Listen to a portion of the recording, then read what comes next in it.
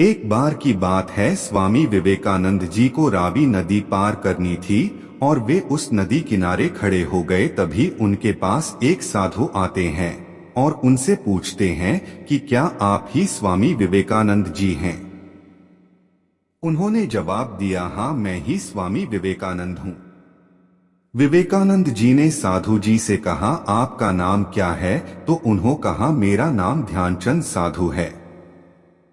तो उस साधु जी ने उनसे पूछा कि आप इस नदी किनारे क्या कर रहे हो? तो स्वामी विवेकानंद जी ने जवाब दिया, मुझे इस नदी को पार करना है और मैं एक नाव का इंतजार कर रहा हूँ। तो साधु जी ने उनसे कहा कि आप इतने बड़े इंसान हो और बहुत सारे लोग आपको अपनी प्रेरणा का स्रोत मानते हैं, लेकिन आप एक मामूली सी नदी को पार नहीं कर सकते। तो चलो मैं आपको इस नदी को पार करके दिखाता हूँ।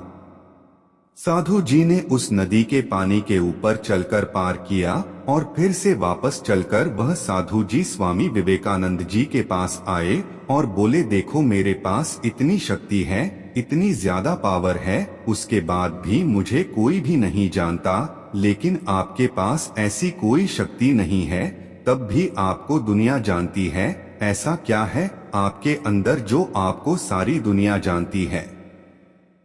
तो स्वामी विवेकानंद जी ने उस साधु जी से मुस्कुराते हुए पूछा कि तुम्हें इस विद्या को सीखने में कितना समय लगा? तो साधु ने जवाब दिया, 25 वर्ष। इतने में ही स्वामी जी की नाव आ गई और स्वामी विवेकानंद जी ने उन्हें अपने साथ नाव में बैठाया और नदी पार की। और पार करने के बाद स्वामी जी ने अपने जेब से 50 पैसा निकाला और नाव वाले को दे दिया। 25 पैसे अपने और 25 पैसे साधु जी के।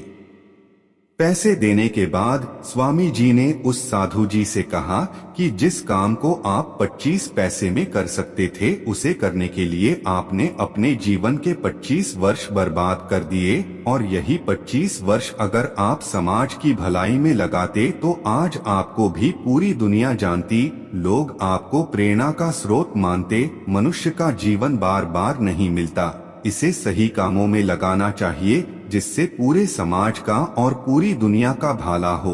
इस तरह आपकी जिंदगी में कोई मूल्य नहीं है।